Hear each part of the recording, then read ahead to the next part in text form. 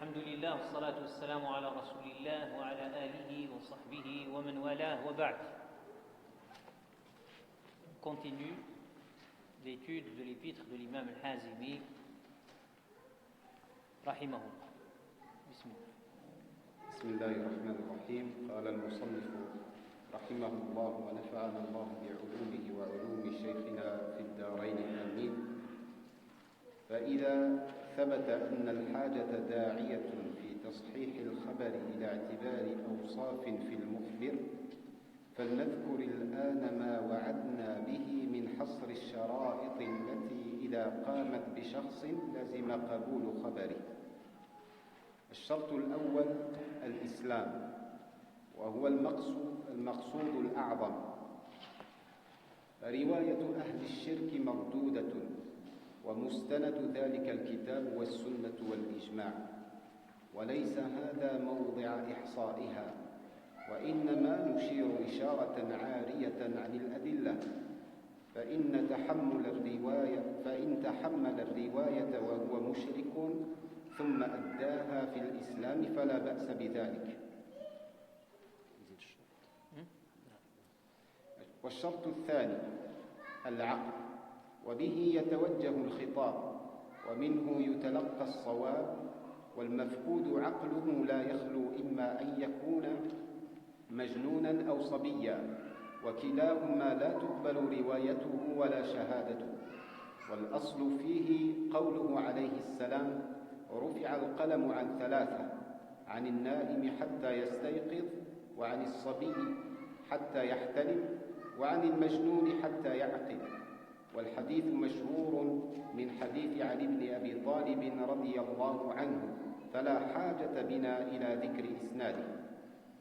ولأن حال الراوي إذا كان مجنونا دون حال الفاسق من المسلمين، وذلك أن الفاسق يخاف الله ويرجوه لما فيه من الاستعداد، فإذا رد خبر الفاسق فخبر المجنون أولى بذلك، والصبي عند عدم التمييز بمثابة المجنون. وأما حالة التحمل فقد ذهب قوم إلى المنع إذا لم يكن مميزا، وخالفهم في ذلك آخرون. وأما من زال عقله بأمر طارئ كالاختلاط وتغيب الذهن فلا يعتد بحديثه، ولكن يلزم الطالب البحث عن وقت اختلاطه، فإن كان لا يمكن الوصول إلى علمه طرح حديثه بالكلية، لأن هذا عارض قد طرأ على غير واحد من المتقدمين والحفاظ المشهورين. فإذا تميز له ما سمعه ممن اختلط في حال صحته جاز له الرواية عنه وصح العمل بها. شرط آخر الصدق، وهو عمدة الأنباء وعدة الأنبياء وشيمة الأبرار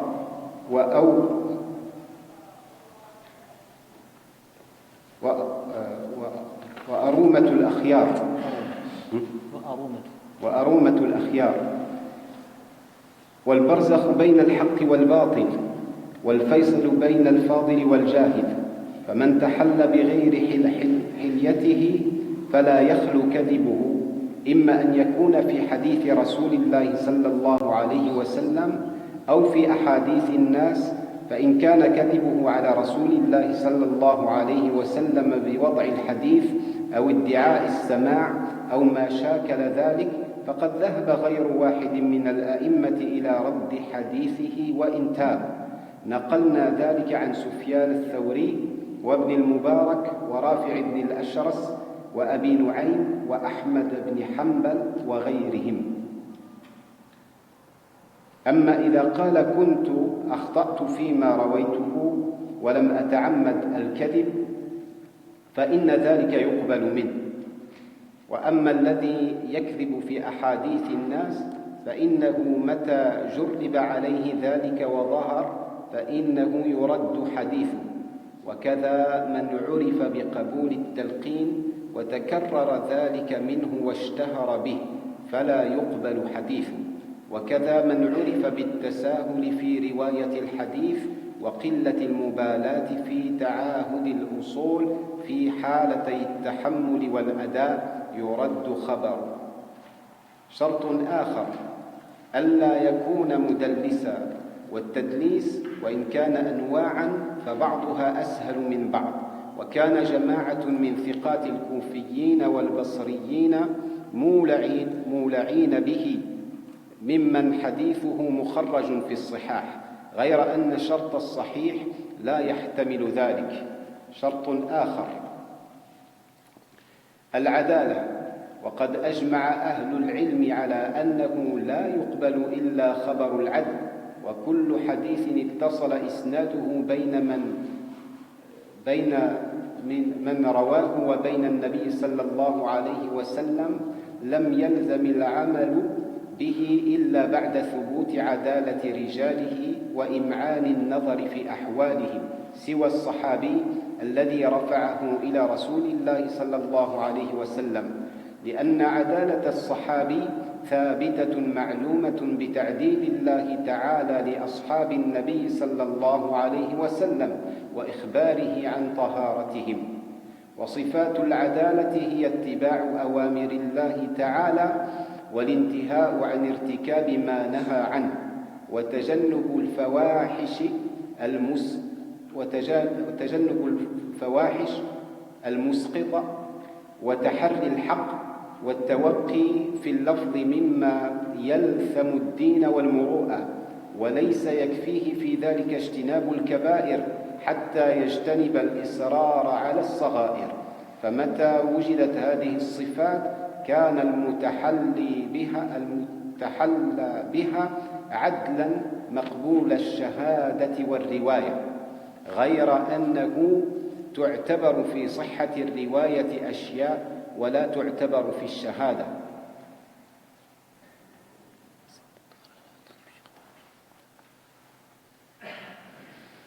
Ainsi, s'il est établi que le besoin d'authentifier une information conduit à considérer des caractéristiques propres au locuteur, citons à présent comme promis l'ensemble des conditions qui, une fois rassemblées par quelqu'un, imposent d'accepter son énoncé.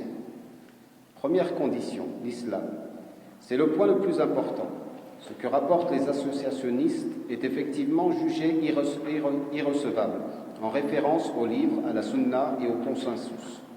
Nous y faisons allusion sans en mentionner les preuves, car leur recensement ne relève pas de notre sujet. Toutefois, on ne tient pas grief à celui qui entend l'information en tant qu'associationniste et la transmet une fois devenu musulman. Seconde condition, la raison. La raison est la cause de l'émission discursive. D'elle nous provient le juste. Celui qui en est dépossédé ne peut être que fou ou enfant. Et pour ces deux types de personnes, ni la transmission ni le témoignage ne sont acceptés. Ce fondement repose sur le propos du prophète, sallallahu alayhi wa sallam. Le qalam est levé pour trois catégories de personnes. Le dormeur jusqu'à son réveil, l'enfant jusqu'à ce qu'il atteigne la puberté, et le fou jusqu'à ce qu'il retrouve la raison. Ce hadith, rapporté par Ali ibn Abi Talib, que Dieu l'agrée, est notoire. Il n'est donc pas nécessaire que nous citions sa chaîne de transmission. Par ailleurs, un transmetteur fou est pire qu'un transmetteur musulman prévaricateur, car ce dernier possède des prédispositions à avoir peur de Dieu et à espérer en lui. Or, si on juge irrecevable l'énoncé d'un fasiq, celui d'un fou le devient a fortiori. Quant à l'enfant qui ne distingue pas entre le bien et le mal, il est assimilé au fou. Certains savants lui interdisent d'écouter en vue de transmettre, et d'autres l'autorisent. Concernant celui qui perd la raison accidentellement en présentant par exemple des confusions mentales ou une aliénation de l'esprit, ces propos ne sont pas pris en considération. Il faut cependant rechercher la période exacte de ces troubles. Si on ne peut la connaître, c'est la totalité de ce qu'il a transmis qui devra être rejeté. En effet, ce type de situation est déjà arrivé à plus d'un prédécesseur et spécialiste de renommée. Quand on arrive à retrouver ce qu'une telle personne a entendu alors qu'elle était saine d'esprit, on peut alors le transmettre de sa part et mettre en pratique son contenu. Troisième condition, la véracité. C'est le pilier des informations, l'équipement des prophètes. La nature des vertueux est la souche des bons. Elle constitue aussi une barrière entre le vrai et le faux, un juge entre l'honnête et le malhonnête. Ce qui ne se part pas de la véracité, son mensonge sera d'un de ces types. Soit il mentira sur les hadiths du prophète sallallahu alayhi wa sallam, soit il mentira sur les propos des gens. S'il ment sur le prophète sallallahu alayhi wa sallam en lui attribuant un propos ou en prétendant avoir entendu un hadith ou de quelque autre façon, plusieurs spécialistes sont d'avis que son hadith est jugé irrecevable, quand bien même il se serait repenti de son mensonge. Nous rapportons cela de Sufyan al-Thawri, d'Ibn al-Mubarak, de Rafi' ibn al-Ashras, d'Abu Nu'aym et d'Ahmad ibn Hanbal et d'autres. Par contre, il est excusé s'il avance « je me suis trompé dans ce que j'ai rapporté, mais sans vouloir mentir ». Quant à celui qui ment sur les propos des gens, sa parole est jugée irrecevable à partir du moment où il est démasqué et que son mensonge se révèle. Il en sera de même pour celui qui se forge une réputation en acceptant de façon répétée l'insinuation. Celui qui fait preuve de négligence dans la transmission du hadith ou celui qui ne se préoccupe pas des règles relatives à la réception et à la transmission. Quatrième condition, qu'il ne soit pas un dissimulateur, mudallis. Il existe différents types de dissimulation. Certains sont moins graves que d'autres. Un groupe de transmetteurs sûrs, issus de Koufa et de Bagdad, étaient d'ailleurs des férus de cette pratique. Les hadiths transmis par plusieurs d'entre eux figurent même dans les recueils authentiques, bien que les conditions du hadith authentique ne puissent admettre le tadlis. Cinquième condition, l'intégrité. Les gens de science sont unanimes sur le fait que seul l'énoncé d'une personne intègre peut être jugé recevable. L'application de tout hadith dont la chaîne de transmetteurs allant du colligeur au prophète sallallahu alayhi wa sallam est continue ne peut s'imposer qu'après avoir prouvé l'intégrité de toutes les personnes qui la constituent et qu'après une analyse approfondie de leur situation. À l'exception du compagnon qui attribue un hadith au prophète sallallahu alayhi wa sallam, car son intégrité est établie et connue. En effet, Dieu le Très-Haut a reconnu la probité des compagnons du prophète sallallahu alayhi wa sallam et il a informé de leur pureté. L'intégrité consiste à répondre aux injonctions divines, à stopper toute désobéissance à Dieu, à s'éloigner des turpitudes qui discréditent, à rechercher la vérité et à adopter un vocabulaire qui n'entache pas le bon comportement et la grandeur d'âme. Il ne suffit donc pas de délaisser les péchés majeurs, mais il faut également éviter la persistance des péchés mineurs. Ainsi, dès qu'une personne possède ces qualités, elle est considérée comme quelqu'un d'intègre, au témoignage et à la transmission acceptée. Cependant, l'authentification de la transmission prend en considération certains critères que le témoignage ne nécessite pas.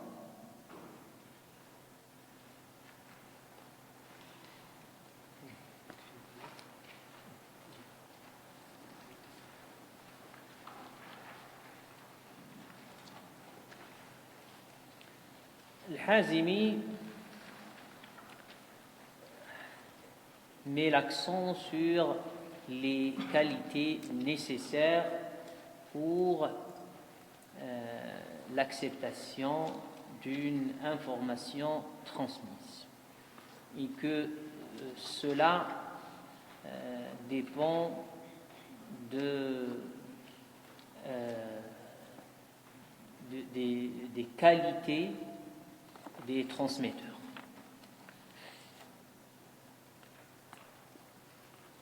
Le résultat de la réalisation de ces conditions, de ces critères dans la personne du transmetteur implique donc l'obligation d'accepter son information.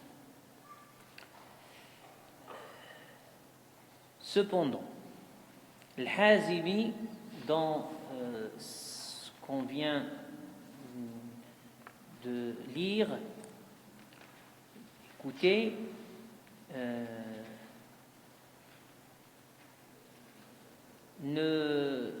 n'organise pas ces critères de façon, on va dire,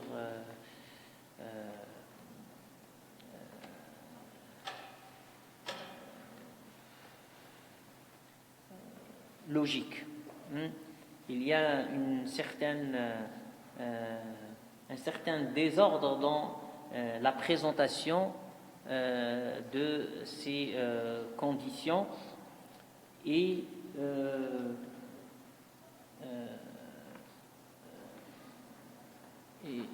il n'évoque pas ce qui peut nuire à l'authenticité de l'information en dehors donc des transmetteurs.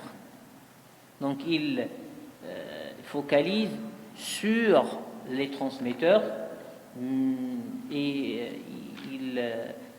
il laisse entendre qu'il n'y a que ces qualités de transmetteurs qui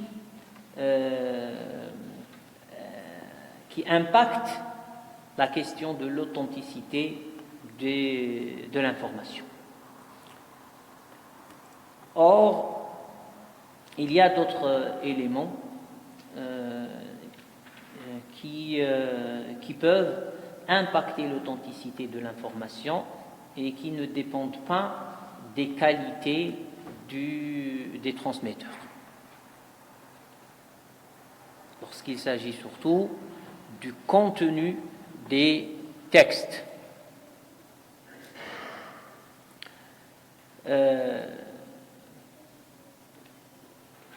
L'organisation, à mon sens, devrait mettre après les deux premières conditions, c'est-à-dire l'islamité et la faculté de raisonner, l'intégrité ou l'adala. Pourquoi? Parce que as-sidq et at-tadlis, ces deux conditions, ces deux critères, sont une précision en vérité de ce qui se rattache à l'adala. Car mentir enlève automatiquement la qualité de l'adala. Donc, il fallait commencer, à mon sens, par ce qui serait général et puis aborder ce qui est spécifique. En l'occurrence, le sidq et le tadlis.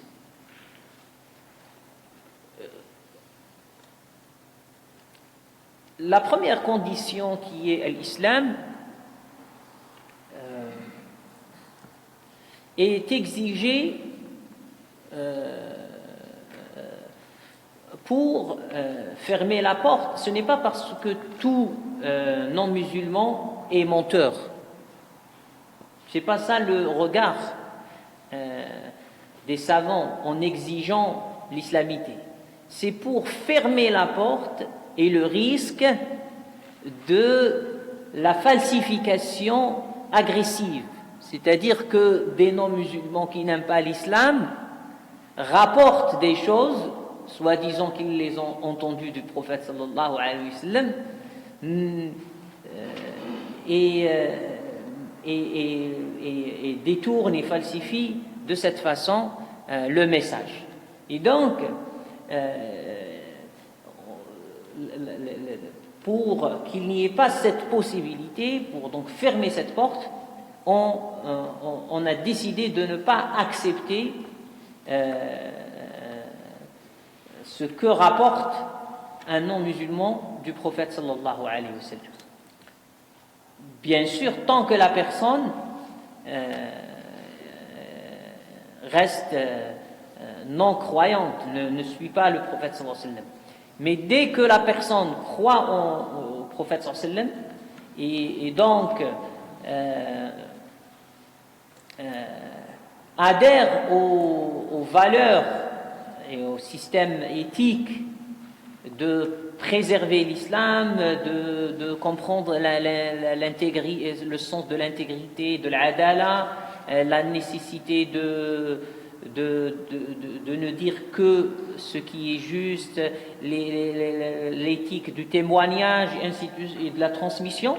Donc la personne peut rapporter même ce qu'elle a entendu durant sa période non musulmane, parce que c'est l'islam qui va lui imposer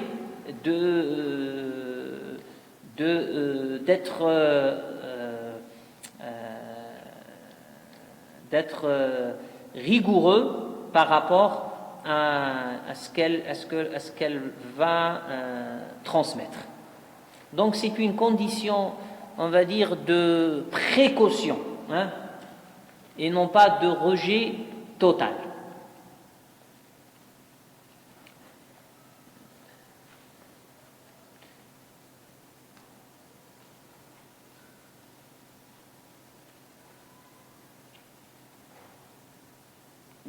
Certains Al-Hazimi n'évoquent pas de divergence sur ce point. Pour lui, il y a même un consensus sur la question. Là aussi, certains auteurs laissent entendre que cette question relève de la divergence, c'est-à-dire qu'il y a des savants qui acceptent la transmission d'un non-musulman tant qu'il adhère à un système de valeurs et d'éthique qui condamne le mensonge. Et si un musulman adhère à un système et une éthique qui ne condamne pas le mensonge, et ça a existé dans l'histoire des sectes, une secte qui s'autorisait le mensonge pour soutenir ses thèses. Et donc c'était pragmatique, c'est qu'ils disaient tant que c'est pour défendre ce qu'on pense qu'il est le bien, donc on peut mentir, ce mensonge n'est pas un mal. Donc si la personne étant musulmane et elle se permet le mensonge, elle sera bien sûr refusée. Et donc là, on va le voir dans la condition qui viendra après. Donc c'est pour cela que cette question d'islamité ne relève pas tout à fait du consensus, et surtout lorsqu'on aborde la question des sectes que les théologiens considèrent comme kafir, c'est-à-dire qui les excommunient. Par exemple, une secte qui se dit musulmane, qui croit à la divinité, par exemple, de l'imam Ali, radiyallahu anhu. Par exemple, celle-là, elle est excommuniée par l'ensemble des savants musulmans. Est-ce qu'on accepte ce qu'elle rapporte ou on n'accepte pas? Donc cette question de l'islamité va se poser, et l'avis qui ressort à mon sens, c'est que le pivot de la question est plus l'adhésion à la condamnation du mensonge que l'islamité en elle-même. Allahu a'la wa a'lam. Et c'est l'avis de Cheikh Jamaluddin al-Qasimi, rahimahullah, un des grands savants du siècle passé, muhaddithin, commentateur du Coran al-Karim, qui a écrit une épître sur al-Jarh wa al-Ta'dil, et où il défend cette position. Donc celui qui veut plus de détails sur cette question, il peut la consulter.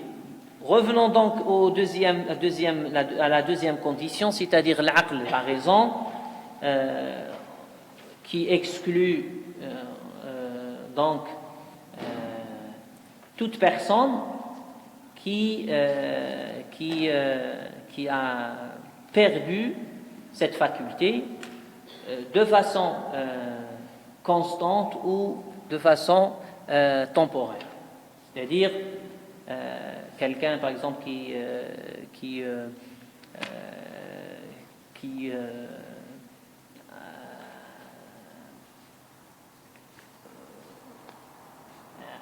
a pris un médicament, on va dire, et qui perd sa raison, celui-là ne peut pas être un transmetteur dans le moment où il n'est pas dans la capacité mentale parfaite.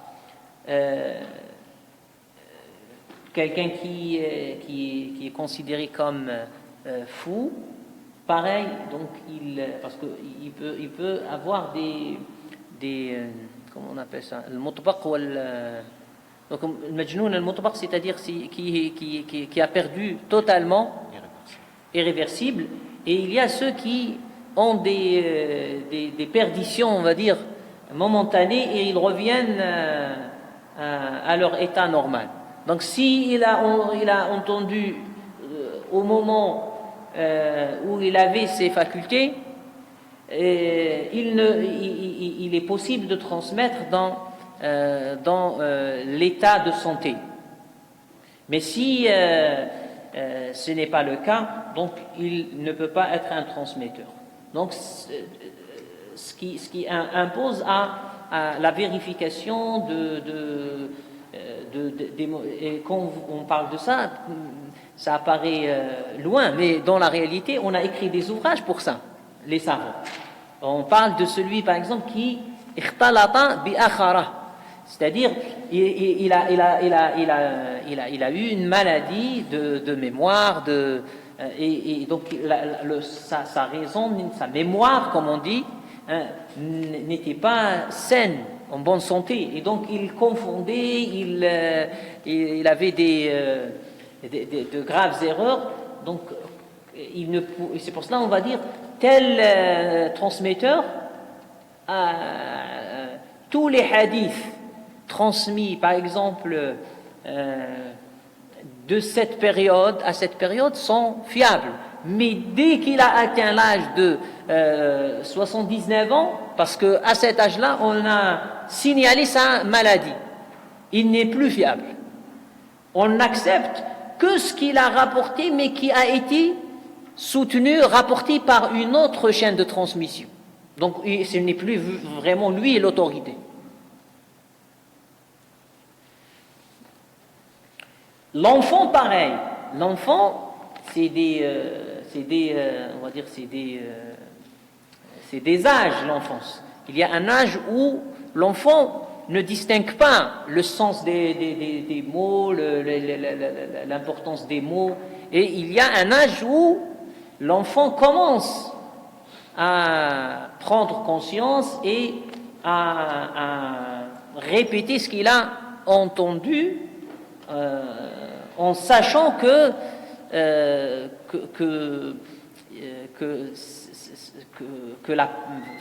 ce mot n'est pas à lui, c'est-à-dire il l'a entendu d'un autre. Et donc à 10 ans, 11 ans, ça dépend des savants, certains enfants 7 ans. Donc ça c'est une question donc ce n'est pas tous les enfants qui sont rejetés dans la transmission. Il y a la transmission de quelqu'un qui distingue, mais cette transmission ne se fait pas à l'âge de l'enfance, mais à l'âge adulte. Mais pareil que celui qui a embrassé l'islam, c'est-à-dire il peut transmettre ce qu'il a entendu quand il était enfant, qui distinguait les informations. Donc quand il est adulte, il est responsable, donc il ne va pas rapporter n'importe quoi.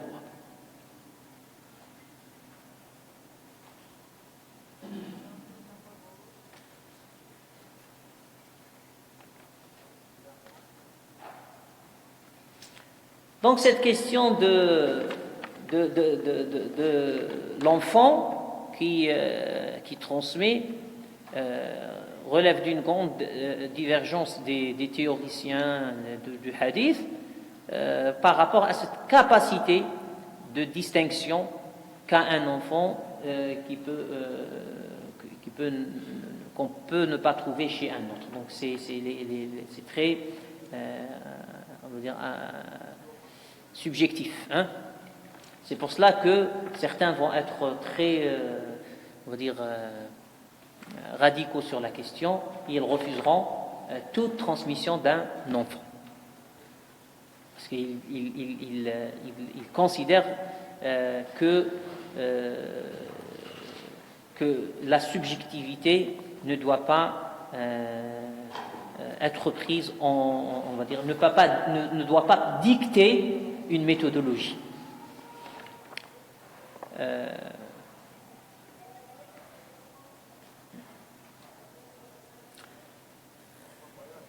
L'autre question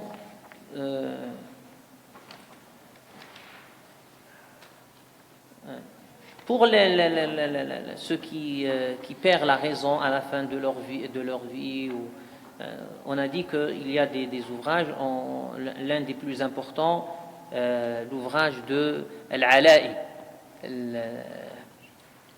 comment il s'appelle, l'Irtibat fi man rumiya bil-ikhtilat, l'Irtibat fi man rumiya bil-ikhtilat.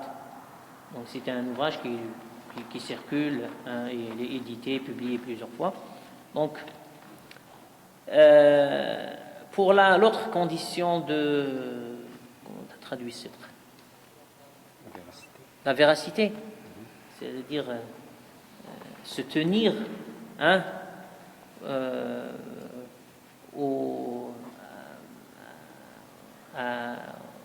la parole juste, donc non mensonger. On sait que par la théologie que cette qualité est une qualité exigée pour la prophétie. Donc on n'imagine pas un prophète qui ment. Donc ça, c'est pas possible. Donc c'est pour cela qu'il dit qu'elle est umdatul anba wa uddatul anbiya, c'est-à-dire que toute information repose sur cette qualité. Dès qu'on doute de la véracité, l'information perd sa valeur. Et pareil, c'est comment dire le renfort. C'est des prophètes, c'est-à-dire les prophètes arrivent à convaincre parce que nul ne remet en question cette qualité en eux. Et vous savez, comme le prophète sallallahu alayhi wa sallam, avant même qu'Allah subhanahu wa ta'ala l'envoie, il était connu pour cette qualité, au point de le surnommer As-Sadiq, As-Sadiq, sallallahu alayhi wa alihi wa sallam.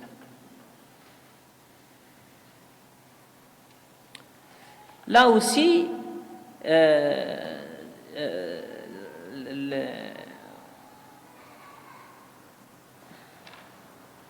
le mensonge, une fois,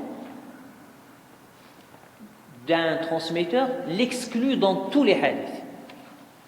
C'est pour cela que j'ai dit, alors que si on pense théoriquement les choses, une personne peut mentir une fois, mais après, il ne ment plus. C'est possible théoriquement. Mais par précaution, les muhaddithoun, si ils prouvent qu'une personne a menti une seule fois, cette personne n'est plus recevable. C'est fini, il est exclu. Et là où il se trouve, le texte est rejeté. Et c'est pour cela que l'étude des biographies montre bien la fermeté qu'avaient ces savants par rapport à leur propre personne et par rapport aux autres. Rahimahullah. Et alors si, quand on dit mentir, ça ne veut pas mentir sur le prophète sallallahu alayhi wa sallam, on parle de mentir en général, dans les affaires de la vie quotidienne. On ne parle pas de celui qui ment une fois sur le prophète sallallahu alayhi wa sallam. Celui-là, c'est plus que on va dire que l'exclusion. Hein? Ouais. Hein? Il y a certains qui l'excommunient, qui le jugent kafir s'il ment volontairement sur le prophète sallallahu alayhi wa sallam. C'est pas l'avis de la majorité, mais pour voir jusqu'à quel point des savants sont sévères envers le mensonge lorsqu'il s'agit de mentir et attribuer le propos au prophète sallallahu alayhi wa sallam. Le songe, le rêve, dans un rêve, il y a un hadith qui parle de... c'est un des grands péchés majeurs, donc, de mentir un rêve. C'est-à-dire, tu n'as rien vu, tu dis que j'ai vu. Ça n'a pas vraiment de conséquences, le rêve, tu vas dire. Mais même dans le rêve, tu n'as pas le droit de mentir en islam. Donc il y a quelques exceptions, c'est les textes qui les ont nommés.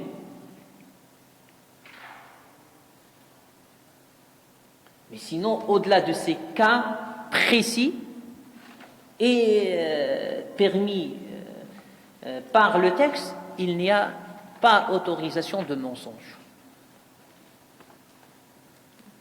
Et lorsque on demande au prophète sallallahu alayhi wa sallam dans un hadith, est-il possible que le musulman vole? Est-il possible que le musulman, ou plutôt le croyant, ait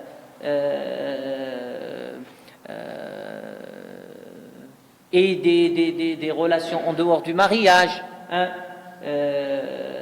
donc illicite, est-il possible? Il a dit oui, c'est possible.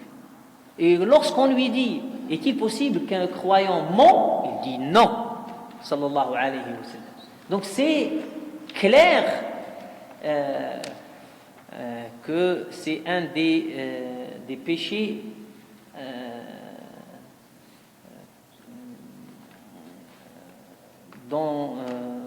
qui constitue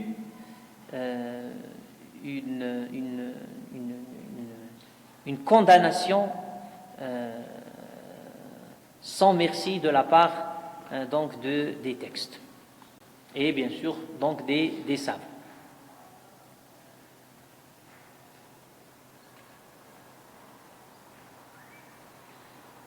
Alors si la personne qui a menti vient vers on va dire que ça y est, j'ai menti, mais j'ai demandé à Dieu pardon, je reconnais que c'était pas bien, tout ça. Est-ce qu'on accepte sa transmission plus tard?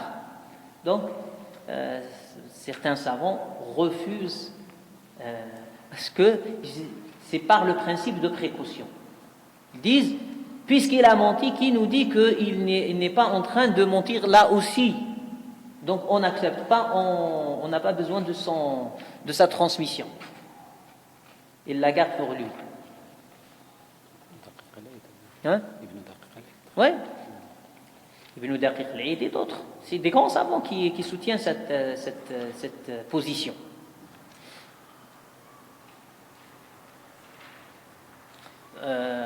Al-Hazimi, il dit نقلنا ذلك عن سفيان الثوري وابن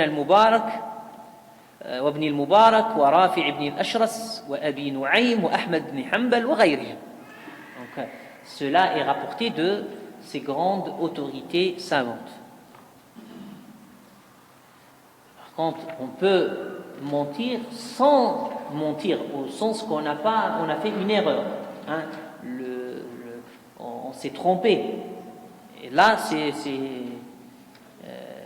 c'est autre chose. Là, c'est pas un mensonge, mais c'est une erreur. Et donc, dès qu'on s'aperçoit de cette erreur, nous devons la rectifier. Donc, le transmetteur doit rectifier et doit informer qu'il s'est trompé. Et dans ce cas-là, il n'est pas exclu, et donc il est accepté pour d'autres transmissions.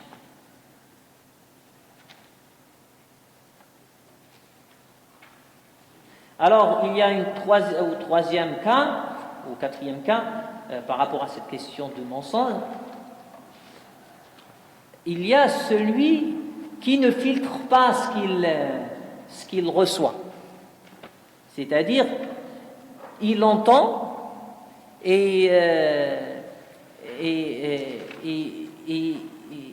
il peut véhiculer dans ce qu'il entend ce qui est vrai et ce qui est faux. Donc il n'a pas cette qualité de rigueur, de faire attention à ce qu'il rapporte.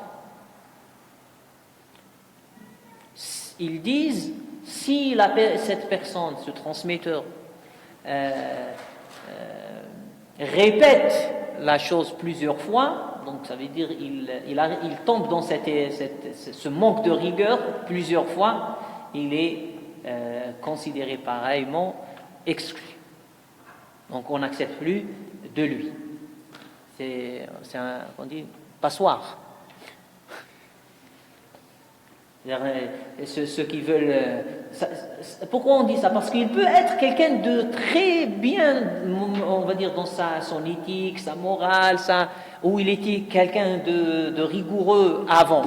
Mais il y a eu des circonstances qui l'ont affaibli dans ses qualités. Et donc il devient autre. Et alors on l'approche, d'autres ils viennent faire circuler leurs idées, par exemple, et ils font des fabricants de textes. Ils viennent à ses côtés et lui disent tu te rappelles le hadith que tu nous as raconté? Lui, il a oublié, il ne fait pas plus attention.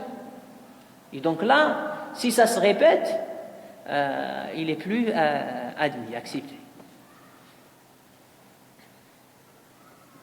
C'est pour cela que certains savants, transmetteurs, dès qu'ils doutaient de leur capacité, on va dire, de mémorisation, ils s'interdisaient de transmettre sans avoir sous la main leur copie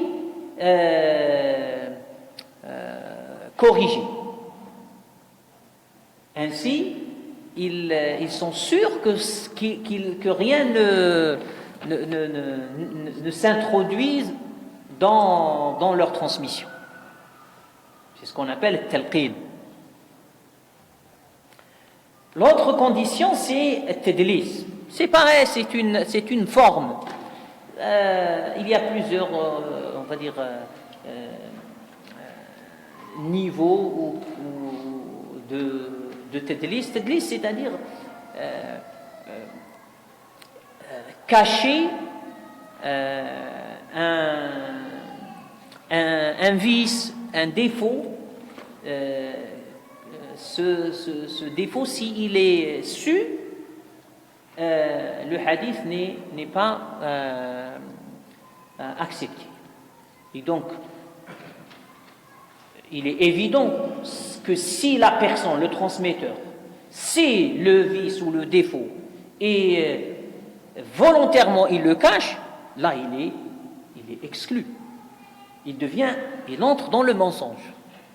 Et la non-préservation de la tradition. Par contre, il se peut qu'il ne le fasse pas volontairement. Au sens que c'est un défaut qui glisse et qui pose problème pour les autres, les savants qui critiquent, mais que lui, il ne l'a pas fait volontairement. Donc ça, ça n'exclut pas ce transmetteur, mais ça n'empêche pas que le texte lui-même est affaibli. Donc, il a besoin d'être clarifié par d'autres transmetteurs.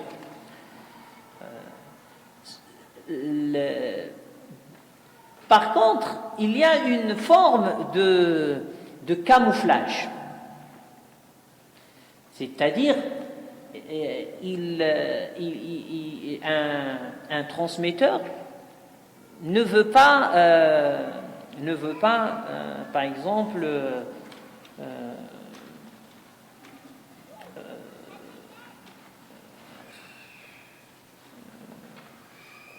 qu'on pense que sa façon de transmettre est une façon faible. Et donc il utilise un terme générique qui laisse la probabilité. S'il utilise un terme qui spécifie la façon de transmettre, qu'elle est par exemple par écoute, par exposé, là il devient un menteur. Mais s'il laisse flou, là il n'est pas considéré comme un menteur puisqu'il n'a pas menti, mais ça affaiblit sa transmission. Donc ça c'est des questions d'ordre technique dans la science du hadith, mais qui relève de ce grand thème qui est les critères de l'authentification des transmetteurs, et que les ouvrages de technique du hadith développent de façon très approfondie. Donc là, on n'est pas dans un ouvrage de mustalah al-hadith, des sciences de la terminologie des muhaddithin, mais on est plus dans la méthodologie générale de certains muhaddithin. C'est pour cela qu'on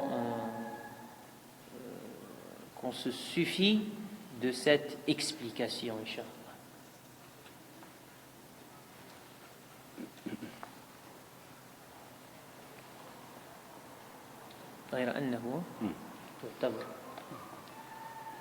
غير أنه تعتبر في صحة الرواية أشياء ولا تعتبر في الشهادة، فمنها أن يكون الشخص بعد أن ثبتت عدالته وجانب ما ينافي العدالة نحو السفه وغيره معروفا عند أهل العلم بطلب الحديث وصرف العناية إليه.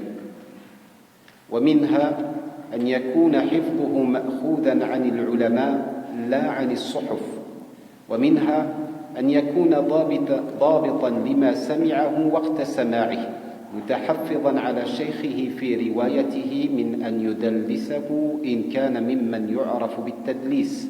وكان يحيى بن سعيد يقول: ينبغي في هذا الحديث غير خصلة، ينبغي لصاحب الحديث أن يكون ثبت الأخذ ويكون يفهم ما يقال ويبصر الرجال ثم يتعاهد ذلك. وقال أبو نعيم: لا ينبغي أن يؤخذ العلم إلا عن ثلاثة: حافظ له، أمين عليه، عارف بالرجال، ثم يأخذ نفسه بدرسه وتكريره حتى يستقر له حفظه. ومنها أن يكون متيقظا سليم الذهن عن شوائب الغفلة.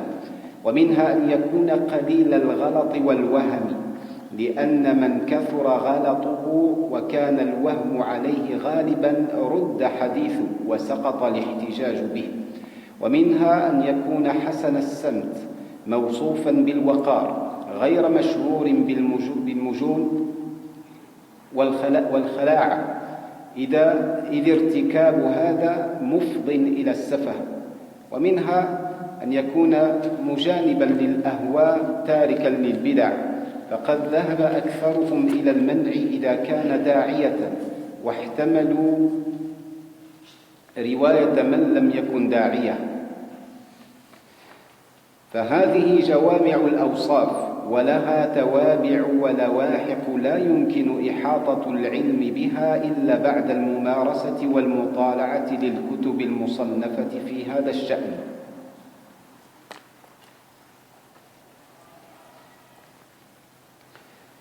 Cependant, l'authentification de la transmission prend en considération certains critères que le témoignage ne nécessite pas.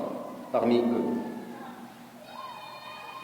celui dont l'intégrité a été prouvée et qui a évité ce qui s'y oppose, tel que l'impudence ou autre, doit être connu des milieux de savants comme quelqu'un qui recherche le hadith et lui porte un intérêt particulier. Les hadiths mémorisés doivent être transmis directement par les spécialistes et non puisés dans des livres. La personne doit rester concentrée et sûre de ce qu'elle a entendu au moment où elle l'entend. Si elle est réputée pour pratiquer la dissimulation, elle doit également se garder de dissimuler son maître lors de la transmission. Yahya ibn Sa'id disait: dans le hadith, plusieurs qualités sont requises. Celui qui se consacre au hadith doit faire preuve de perspicacité quand il le reçoit, comprendre ce qui est dit, voir ses transmetteurs et entretenir cela. Abu Nu'aym affirmait: le savoir ne doit être transmis que par 3 types de gens: un homme qui l'apprend, un homme qui lui reste fidèle et un connaisseur des transmetteurs.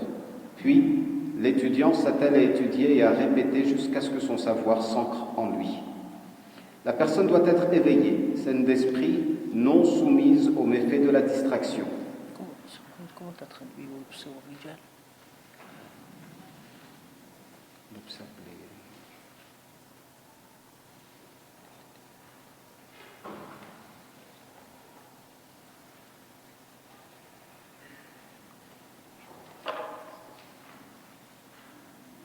Avant les...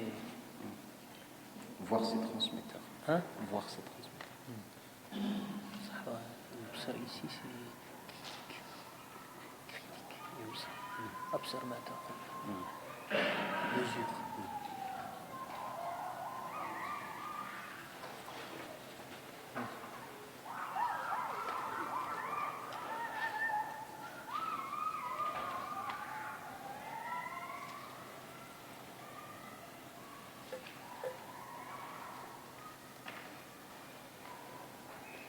Abu Nu'aym affirmait: le savoir ne doit être transmis que par 3 types de gens: un homme qui l'apprend, un homme qui lui reste fidèle et un connaisseur des transmetteurs. Puis, l'étudiant s'attelle à étudier et à répéter jusqu'à ce que son savoir s'ancre en lui. La personne doit être éveillée, saine d'esprit, non soumise aux méfaits de la distraction. Les erreurs et les confusions ne doivent être que très rares. En effet, si la personne se trompe fréquemment et si la confusion devient la règle chez elle, son hadith est alors jugé irrecevable et elle perd sa crédibilité. Avoir une belle allure, être caractérisé par le respect et ne pas jouir d'une réputation de débauché ou de grossier, car ces défauts conduisent à la prudence. Éviter les passions et délaisser les innovations. La majorité des spécialistes rejettent effectivement la transmission de l'innovateur qui appelle à son innovation et la tolèrent de celui qui n'y appelle pas. Voici donc l'ensemble des caractéristiques auxquelles sont rattachées des questions sous-jacentes et des compléments qu'il n'est possible de maîtriser qu'avec de l'entraînement et une lecture attentive d'ouvrages liés à ce sujet.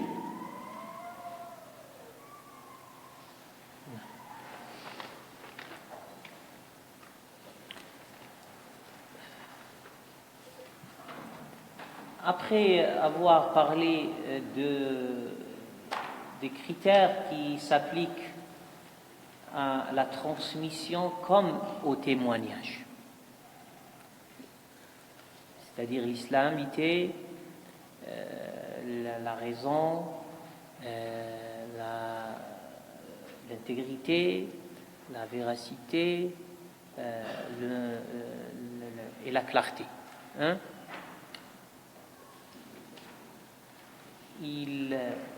Il y a des critères qui sont spécifiques à la transmission, donc qui ne concernent pas le témoignage.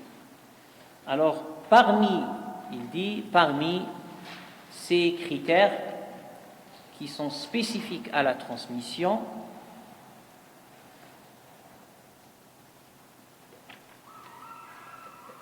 Le fait que le transmetteur soit connu dans la quête du savoir de la tradition. Et donc, cette exigence, comme dit Ibn Hajar al-Asqalani rahimahullah, et peut-être exigée aussi par Shaykhan, c'est-à-dire al-Bukhari et Muslim. Seulement, exiger d'être connu, c'est-à-dire que c'est-à-dire que la personne, le transmetteur, fréquente les assises de hadith et tout ça, et pose problème par rapport à la réalité même de Bukhari et de Muslim, qu'on a déjà vu, par exemple la matinée, qu'il y a des hadiths qu'un transmetteur n'a transmis qu'un seul hadith. Donc ça pose un problème réel. Comment exiger que la personne soit connue comme transmetteur, comme assidu, quelqu'un qui fréquente les assises de transmission et tout ça, et en même temps on a des transmetteurs qu'on a acceptés qui n'ont transmis qu'un seul hadith. Certains diront que transmettre réellement c'est une chose, et être fréquemment dans la quête du savoir c'est une autre chose. Et donc il n'y a pas de lien systématique entre cette exigence et la transmission réelle. Donc on peut, de ce point de vue, penser qu'une personne est assidue dans les assises, dans la quête du savoir, rencontre des grands narrateurs, mais pour une raison ou une autre, elle n'a pas transmis. Elle a transmis un texte, et ça c'est possible dans la réalité et l'expérience humaine.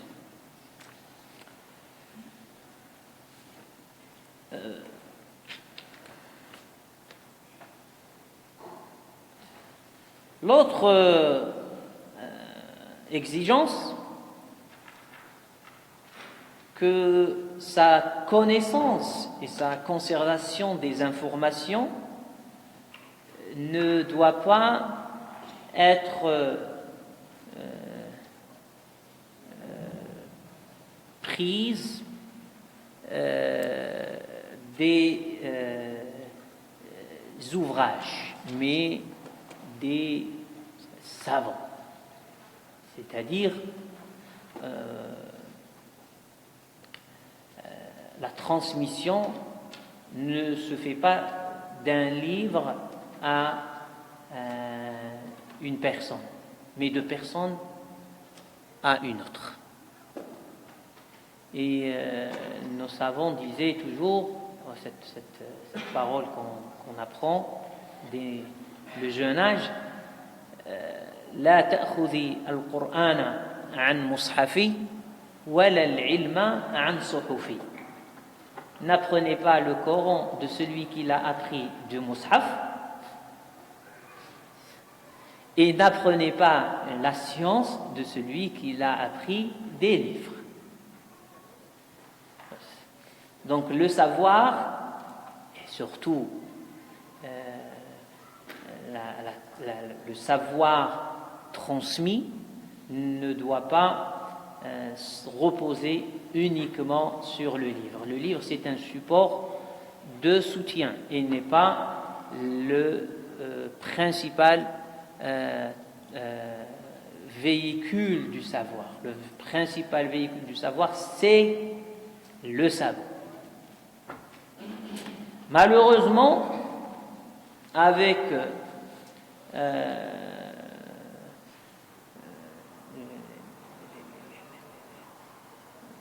révolution, je dirais, numérique et les moyens technologiques, certains, surtout de nos jeunes, pensent se suffire par ces moyens pour apprendre leur savoir en général, et donc ils s'absentent des écoles, ils s'absentent donc de l'université, ils prennent pas conscience de l'importance du savoir qu'offre un professeur en général. Et lorsqu'il s'agit de la tradition du prophète sallam, nos savants sont clairs sur cette question. Ce n'est pas un savoir qui se transmet de livres, mais c'est un savoir qui se transmet par les hommes, et les hommes avec H majuscule, parce que il y a beaucoup de femmes qui sont même plus fiables, comme disent les muhaddithoun. Il n'y a pas une parmi celles qui transmettent la sunna qui est refutée par les savants. Toute femme figurant dans les chaînes de transmission est fiable. Ça, c'est une des spécificités que les savants ont relevées, dans les chaînes de transmission. Donc, dès que tu vois que c'est une femme, dans la critique de la transmission, tu n'as pas à faire ta recherche. Entre parenthèses, c'est peut-être, si tu veux aller plus loin que tous les savants, ça c'est autre chose.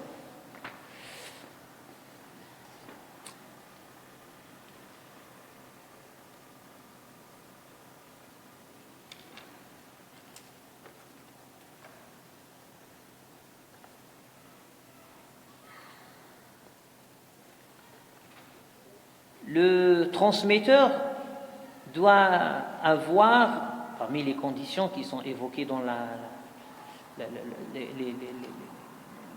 le paragraphe précédent, doit avoir la critique des narrateurs.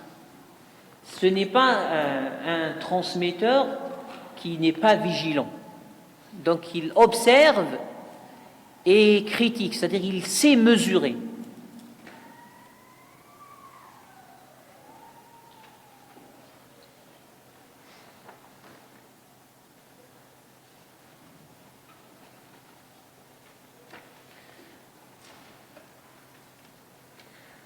Alors, la question de l'allure, de la façon d'être, de sa retenue, on a parlé de raffinement, c'est ce qui fait un muhaddith, un transmetteur. Sinon, ce n'est pas tous ceux qui ont entendu le hadith qui sont des transmetteurs et des muhaddithines. Vous imaginez bien, même on va dire chez les successeurs, il y a plein qui ont entendu les compagnons, mais c'est pas tous qui se sont consacrés à transmettre. Certains ne voulaient pas prendre cette responsabilité. Donc, ils avaient leur auto-critique.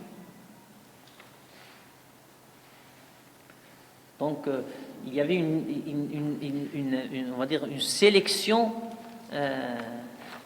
de rigueur qui s'opérait au sein de la société de transmission de l'époque. Autre question soulevée par Al-Hazimi, c'est les innovateurs, c'est les sectaires, c'est qui peuvent poser un problème dans la transmission. Et donc, il y a beaucoup de divergences. C'est un thème qui a été exploité même politiquement.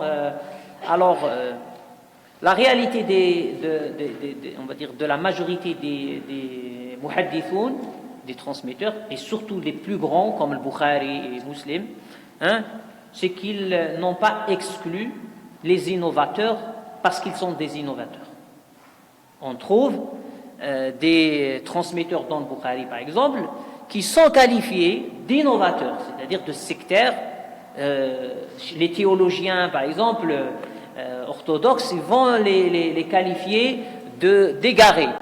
Mais dans la transmission, tant qu'ils ne s'autorisent pas le mensonge, et pour certains ne s'autorisent pas de faire la propagation de leur doctrine, hein, c'est-à-dire le propos qu'ils transmettent ne correspond pas à la propagation.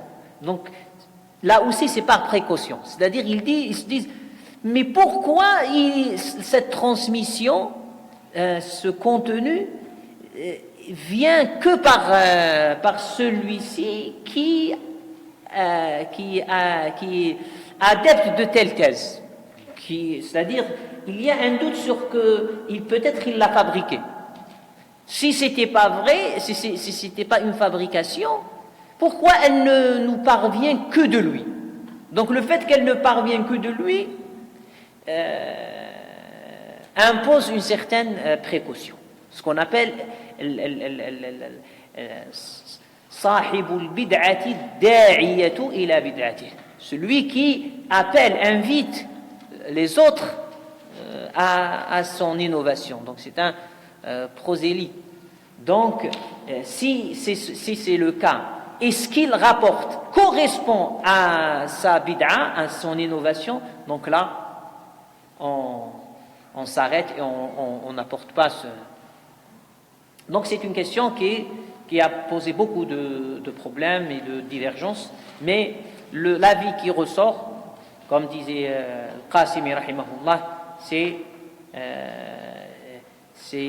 l'exclusion des chaînes de transmission de ceux qui s'autorisent le mensonge.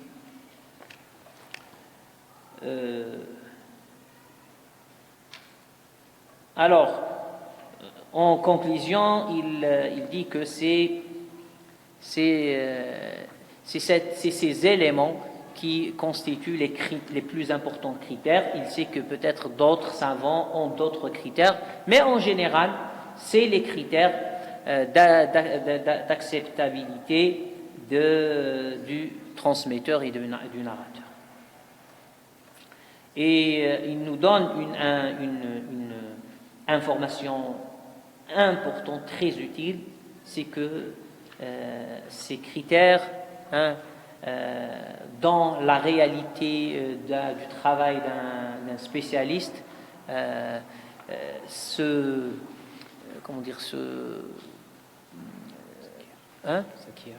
non, c'est pas s'acquiert, elle se dessine, elle se précise avec l'exercice.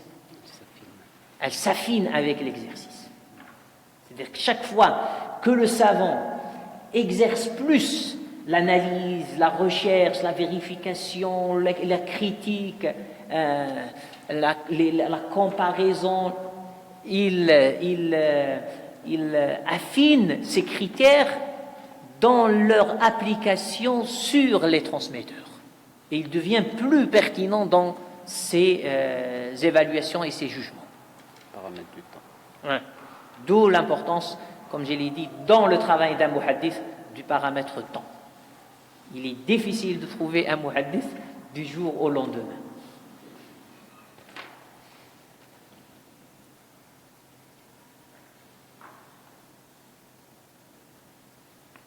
Donc côtoyer les spécialistes de cette discipline, prendre son temps à scruter les ouvrages des spécialistes de cette discipline augmente la capacité de l'évaluation. On s'arrête sur ce point, Inch'Allah. Qu'Allah nous facilite.